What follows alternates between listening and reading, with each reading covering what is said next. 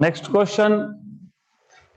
The fundamental frequency in an open organ pipe, fundamental frequency of open pipe is equal to third harmonic of closed organ pipe. If the length of closed organ pipe is 20 centimeter, the length of open organ pipe is. हमने बहुत बार इस type के question solve किए हैं, but this is from NEET to 2018, so we will solve it again. तो fundamental frequency of open organ pipe is equal to third harmonic of closed. Fundamental frequency of open organ pipe equal to third harmonic. Third overtone नहीं, third harmonic is first overtone. तो closed pipe में n 3n 5n 7n, तो third harmonic मतलब 3 times of n fundamental. And the length of closed organ pipe is 20. आपको पता होना चाहिए fundamental frequency is v upon 2 times of L open and 3 into v upon 4 times of L closed. 1 and 2 cancel and cancel. आपको क्या पूछा है? Length of open organ pipe. तो यहाँ पे अगर आप length of open organ pipe बोलोगे तो 2 times of LC अपॉन 3. तो 2 times of LC क्लोज का कितना दिया है लेंथ आपको? 20 सेंटीमीटर. तो 2 into 20 by 3, तो 40 by 3 is 13.33 सेंटीमीटर. तो approximately 13.2. Option number A. Simple question. Next question. A source of sound S emitting waves of frequency 100 Hz. मतलब original frequency, real frequency is 100 Hz. And an observer O are located at some distance from each other. तो यहाँ पे आपको diagram में बताया है this is source S, there is observer O. The source is moving with a speed of 19.4 meter per second at an angle of 60 degree with respect to the observer line. ठीक है, with the source observer line. मतलब basically क्या है कि source is moving in this direction. तो exactly observer के direction में move नहीं हो रहा है. तो as you remember, when source or when observer they do not move exactly along the same line, तो हमको components करने होते हैं. तो आपको देखना होता है कि सोर्स का component in the direction of observer कितना है. और यहाँ पे आपको दिख रहा है कि अगर ऑब्जर्वर का स्पीड vs है, सॉरी सोर्स का स्पीड अगर vs है, तो सोर्स का speed in the direction of observer will be vs cos of 60. क्यों? क्योंकि एंगल को एडजेसेंट और साइन कहाँ जाएगा? ऊपर. So you always have to find out component of velocity of the source in the direction of observer. तो ये पता होना चाहिए. Good. आगे आपको बोला है the observer is at rest, the velocity of observer is 0. The apparent frequency observed by the observer is. Simple question. First of all, you need to know apparent frequency is real frequency. ऊपर सिर्फ v आएगा क्योंकि listener मतलब observer ये rest पे है. नीचे आएगा v और vs cos 60. Do not forget this cos 60, नहीं तो गए. और अब आपको पता होना चाहिए सोर्स और ऑब्जर्वर में डिस्टेंस हो रहा है कम, क्योंकि 60 डिग्री है ना. तो vs cos 60 टूवर्ड्स जा रहा है कि नहीं? यस. अगर 120 डिग्री होता तो क्या होता? 120 डिग्री होता मतलब सोर्स यहां जा रहा है. सोर्स यहां जा रहा है तो उसका component it is going away. तो आपके केस में, गिवन केस में, one component vs cos 60 is going towards जाना मतलब apparent frequency greater than real frequency, मतलब न्यूमरेटर ग्रेटर देन डिनोमिनेटर, मतलब नीचे आएगा माइनस साइन. फाइन. तो हो गया क्वेश्चन सॉल्व. n0 कितना है? 100. v कितना दिया है? 330 अपॉन 330 माइनस vs cos 60. तो vs cos 60 पहले फाइंड कर लेंगे. vs cos 60, vs कितना? 19.4. cos 60 कितना? Half. 19.4 9 point. How much is this? 9 to 18.72. 9.7. तो 9.7. तो ये आ जाएगा आपके पास 9.7. तो सॉल्व करो. 100 330 और ये कितना आ गया 3320.3 फाइन गुड। अब टफ नॉट रियली टफ, क्योंकि देखो फॉर श्योर ये तो पक्का है कि एपरेंट फ्रीक्वेंसी 100 के ऊपर होगा, 100 के ऊपर होगा यस, तो सी और डी तो आने नहीं वाले। अब आएगा 103 या 106, तो अभी कैलकुलेशंस करो whatever you get, and my calculation says here is that it is 103। तो 103 आ रहा है ये after doing calculations, this is turning out to be 103 hertz. So this is how you're supposed to solve this question. Next question. A siren emitting a sound of 800 hertz moves away from an observer towards a cliff at a speed of 15 meter per second. तो पहले situation को समझा लेते हैं। So what you have is, let's say there is a cliff, there is some cliff over here, there is an observer, listener जो भी होगा, listener is at rest. Okay, आगे देखेंगे रेस्ट पे है कि नहीं, फिलहाल तो समझ लो कि ये listener है, this is listener, there is a siren, तो I will draw siren just with the help of this circle. Okay, तो ये siren है, तो you have siren, you have cliff. आगे आपको बोला है a siren emitting a frequency of 800 hertz, तो real frequency emitted is 800 hertz. 800 hertz is moves away from observer, okay, towards a cliff at a speed of, so this speed is 15 meter per second. Fine. Then the frequency of sound that observer hears in the echo reflected from the cliff. मतलब basically they are asking you कि जो reflected sound होगा वो कितना frequency का होगा, that's it, right. तो basically अब समझ लो एक चीज, हमने ऐसे भी क्वेश्चंस पहले सॉल्व किए, बैंड का था, बैंड वाज मूविंग, उसके पीछे मोटरिस्ट वाज मूविंग, राइट, तो मोटरिस्ट वाज मूविंग, यहाँ पे मूविंग है क्या, नहीं, और वहां पे हमने क्या किया था, हमने बोला था कि पहले तो क्लिफ पे मतलब वॉल पे, उस केस में वॉल दिया था, वॉल पे कितना एपरेंट फ्रीक्वेंसी होगा पहले वो फाइंड करो, फिर मोटरिस्ट भी मूव हो रहा है तो मोटरिस्ट ने कितना सुना वो फाइंड करो। यहाँ पे केस सिंपल है, क्यों, क्योंकि आपको देखना क्या है, केस वन में आपको देखना है कि एपरेंट फ्रीक्वेंसी क्लिफ पे आ कितना रहा है, तो case one is siren is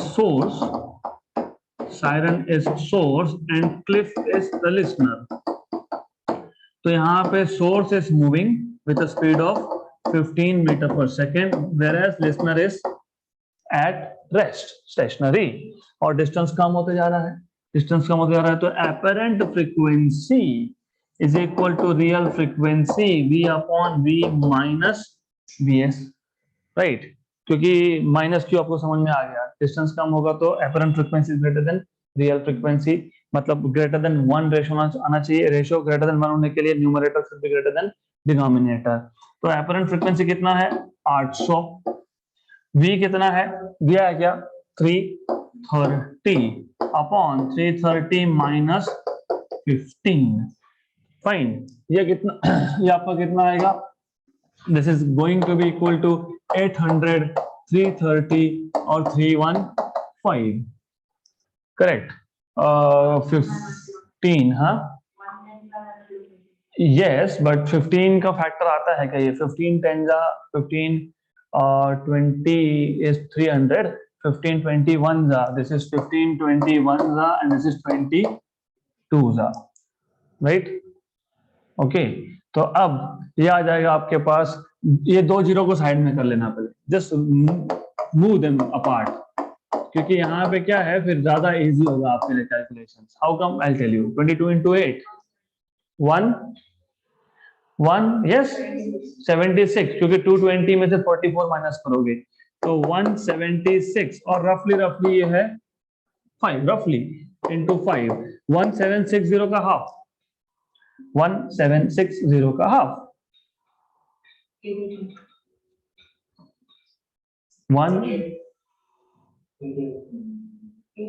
880, okay 880 fine, 880 hertz ऐसा आप बोल रहे हो, ठीक है, आई विल ट्रस्ट यू।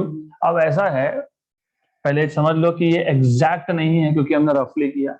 आपको अगर एग्जैक्ट चाहिए तो I will do exact calculations and then you can basically find out what is this apparent frequency। तो ये आपका आता है 22 into 800 fine divided by 21 it is 838। so this is exact answer is 838 fine. तो ये आपका 838 आ जाएगा, एग्जैक्ट आंसर विल बी 838। अब ये हो गया केस 1, और केस 1 मतलब फ्रीक्वेंसी क्लिफ पे कितना पहुंचा। लेकिन do you see now case 2 में cliff will become source, cliff will become source and this man है ना, it becomes listener। so man will become listener and both are at rest, neither cliff is moving nor listener is moving। तो ऐसे case में जितना frequency होता है उतना ही सुनाई देता है, right. since both source and listener are at rest, तो इस केस में जो apparent frequency होगा वो equal to frequency emitted by cliff. लेकिन फ्रीक्वेंसी इमिटेड बाय क्लिफ कितना है, 838। तो व्हाट इज द आंसर, 838। तो 838 हर्ट्ज। मैं वापस समझा देता हूं। यहाँ पे पहला आपको फाइंड क्या करना है, आपको देखना है कि रिफ्लेक्टेड साउंड जो पहुंच रहा है लिसनर के पास क्लिप से रिफ्लेक्ट होकर जो पहुंच रहा है उसका फ्रीक्वेंसी कितना। तो first of all you will calculate how much is the frequency received by the clip.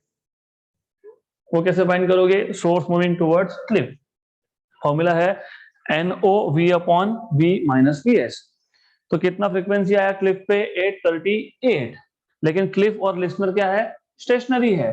तो स्टेशनरी है तो जितना क्लिप पे आएगा उतना ही वो रिफ्लेक्ट कर देगा और उतना ही लिसनर को सुनाई देने वाला है। तो answer is option number C.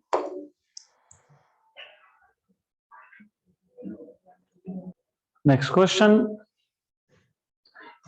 in a sinusoidal wave, the time required for a particular point to move from maximum displacement to zero displacement is 0.170 seconds.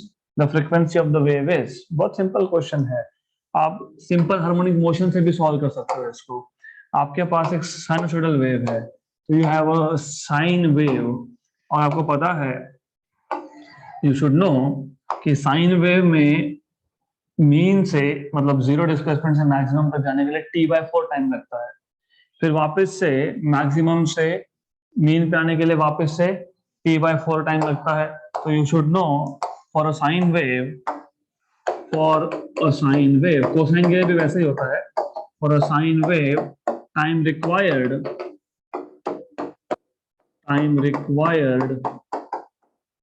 by the particle, by the point to move from, कहां से, maximum displacement से, from max displacement to zero displacement, from max displacement to zero displacement is T/4। तो therefore हमको क्या दिया है, T/4। therefore T/4 is how much, 0.170। therefore time period T is 0.170 into 4। आपको क्या पूछा है, frequency, what is frequency, 1 upon time period. What is this, 17 34 का डबल 68, 0.68, दिस इज 0.68, राइट। तो frequency is 1 upon time period, 1 upon 0.68, 0.68 मतलब 10 power minus 2 into 68, तो जाएगा ऊपर 100 by 68। Anyone will say कि it is between 1 and 2, 1.47 खत्म, simple simple, 1.47 hertz.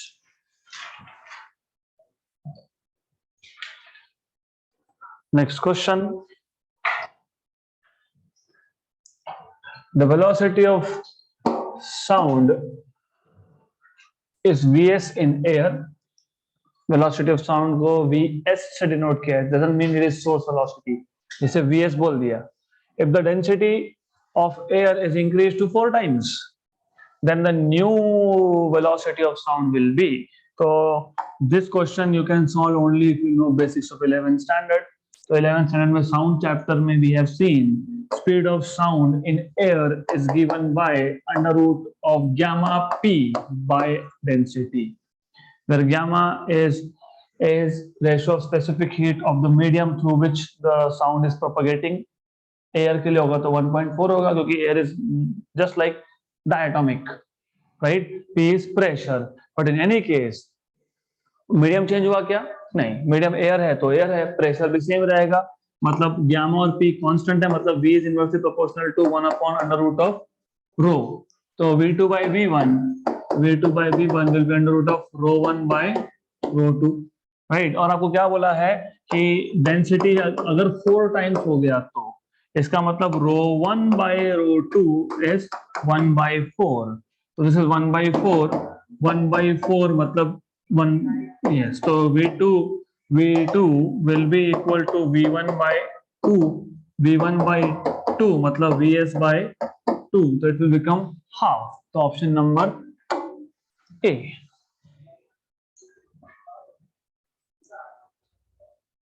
Next question, a boat at anchor is rocked by waves. At anchor मतलब front part of the boat. तो you should know what is anchor. Anchor मतलब जो boat का front part होता है, that part is anchor. तो boat at anchor is rocked. Rocked मतलब it encounters waves. So it is encountering waves, something like this. Okay.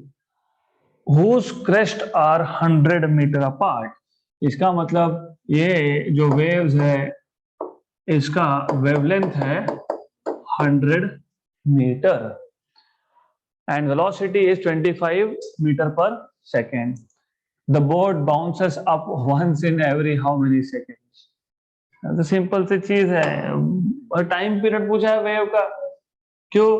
क्योंकि of course you know कि होगा क्या, होगा ऐसा कि जब जब बोट क्रेस्ट को एनकाउंटर करेगा तब तब वो बाउंस होगा, जैसे क्रेस्ट आया तो वो बाउंस होगा, फिर बाउंस होगा। इसका मतलब bouncing rate of the boat is nothing but time period of the wave. और टाइम पीरियड कैसे फाइंड करते हो? v equal to n lambda, तो पता ही है आपको, right? v equal to n lambda you know, so you know from here that 1 upon n is lambda by v, but 1 upon n is time period. Time period is lambda by v. What is lambda? Lambda is 100 meter, 100 meter, and this is 25. So the boat will bounce every 4 seconds. Simple. Next question. When a guitar string is sounded with a 440 hertz tuning fork, a beat frequency of 5 hertz is heard. If the experiment is repeated with a tuning fork of 437, the beat frequency is 8 hertz. The string frequency is how much? बहुत easy है, आपके पास एक guitar है, guitar को जब आप, of course you should know, guitar को जब आप 440 हर्ट्ज के ट्यूनिंग फोर्क के साथ यू आर साउंडिंग टुगेदर, मतलब नॉन फ्रीक्वेंसी इज 440 हर्ट्ज। अगर याद होगा आपको, हमने सॉल्व किया था इस तरीके से कि 440 how many beats you have? 5। So you can have guitar frequency as either 445 or you can have 435, 5 beats. अब अगर आपने सेम गिटार को एक दूसरे ट्यूनिंग फोर्क के साथ 437 हर्ट्ज के ट्यूनिंग फोर्क के साथ अगर आपने इसको basically if you vibrate both of them together the beat frequency is 8, beat frequency is 8, तो डिफरेंस शुड बी 8, फाइन। तो बीट फ्रीक्वेंसी इज 8, डिफरेंस कितना होना चाहिए 8, तो ये डिफरेंस 8 का है क्या? यस। ये कितना है 2, तो ये तो होगा नहीं, मतलब कौन सा होगा फिर? 445, option number A, simple. Next question, the frequency of tuning fork A and B are respectively 3% more and 2% less than the frequency of fork C. तो आपके पास एक ट्यूनिंग फोर्क है A और दूसरा ट्यूनिंग फोर्क है B। A का frequency is 3% मोर, मतलब compare to C, मतलब NC plus 3% of NC, right. और B का जो फ्रीक्वेंसी है 2% लेस है कंपेयर टू C, मतलब NC माइनस 2% ऑफ NC। तो this is what you will get. First of all 3% मतलब 3/100, 3/100 मतलब 0.03, तो यहाँ जाएगा 1.03 और यहाँ जाएगा 0.98, 0.98 है ना। 2% मतलब 2/100, 2/100 इज 0.02, 1 में से 0.02 गया तो 0.98 बचता है, तो 0.98 times of frequency of C। When A and B are simultaneously excited, A और B को जब आप एक साथ एक्साइट करोगे 5 beats per second are produced, then the frequency of the tuning fork A is simple. When you basically vibrate these two, excited मतलब vibrate, तो कितना बीट्स है 5, तो Na माइनस NB कितना 5, लेकिन Na कितना है 1.03 NC और NB कितना है 0.98 NC equal to 5. How much is this? This is 0.05 NC equal to 5. इसका मतलब NC is how much? 100. Good, तो यहां से आपको मिल जाएगा 5 into 10 power minus 2 NC equal to 5, 5, 5 cancel, NC equal to 100 hertz. आपको कौन सा पूछा था? A, frequency of A। अगर of course NA is equal to 1.03 NC, अगर NC 100 है, NC अगर 100 है तो NA होगा 103, 103, option number C।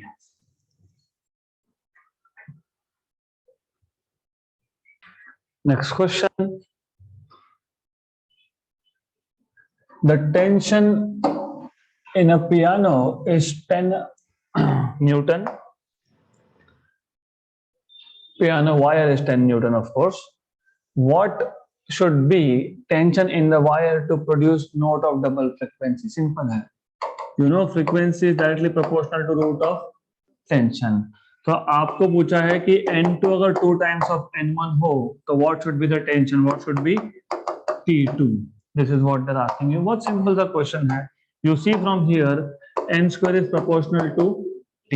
So therefore you know that T2 by T1 is N2 by N1 का square.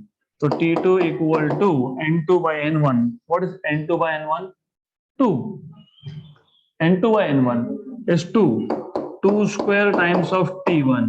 4 into 10. So it should be 40 Newton. Done. Option number C. Next question. A string in musical instrument is 50 centimeter long. You have a string in a musical instrument which is 50 centimeter long and its fundamental frequency is 800 hertz. If a frequency of 1000 hertz is to be produced, then the required length of the string is. Simple question, very, very simple. What is the length? Length first case is how much? 50 centimeter. What is fundamental frequency in the first case? 800 hertz. How much is the fundamental frequency required? 1000 hertz. What should be the length that is being asked? बहुत simple सा case है. You know fundamental frequency is inversely proportional to length. Simple, extremely simple. So length is also inversely proportional to fundamental frequency. तो L2 by L1 is N1 by N2. तो L2 is N1 by N2 times of L1. N1 कितना दिया है आपको? N1 कितना बोला है? 800 और 1000. तो दिस इज 800 by 1000 और ये कितना है? 50. राइट. तो एक काम करो, सिंपल है, कैंसल कैंसल, इसको भी उड़ा दो. This is nothing but 40 centimetre. तो 40 centimetre is the required length. Option number C. Next question. An organ pipe is closed at one end, has fundamental frequency of 1500 Hz. The maximum number of overtones generated by this pipe, which a normal person can hear, is. Normal person can hear only up to 20,000 Hz. पता है ना, 20 kilohertz. तो normal person का frequency सुनने का कितना होता है? 20,000. और यहाँ पे दिया है आपको, पहला फ्रीक्वेंसी दिया है फंडामेंटल एन, कितना दिया है? 1.5 किलो हर्ट्ज. 1500 मतलब 1.5 किलो हर्ट्ज. क्यों ऐसा लिखा? अरे क्योंकि हमारे लिए इजी है, हमारे लिए इजी है. और पाइप कहाँ पे है? ये क्लोज्ड एट वन एंड है ना. किस टाइप का है? Closed eight one and. Okay. तो अब आपको पता है कि यहाँ पे होगा 3n, फिर होगा 5n, फिर होगा 7n, फिर होगा 9n, 11n, so on so forth. तो देख लो, 1.5 into 3 is 4.5. Of course मैं किलो हर्ट्ज में ही फ्रीक्वेंसी मेजर कर रहा हूँ, तो you should know this is all in kilo hertz. 1.5 into 5 is 7.5 into 7 is 1.5 into 7 10.5 10.5 into 9 13.5 into 11 16.5 16.5 13n. What is 13n? 13 into 1.5 19 point, अरे 19.5 बस, अब इसके ऊपर नहीं जाएगा. तो maximum number of overtones, maximum number of overtones, not harmonics. Okay.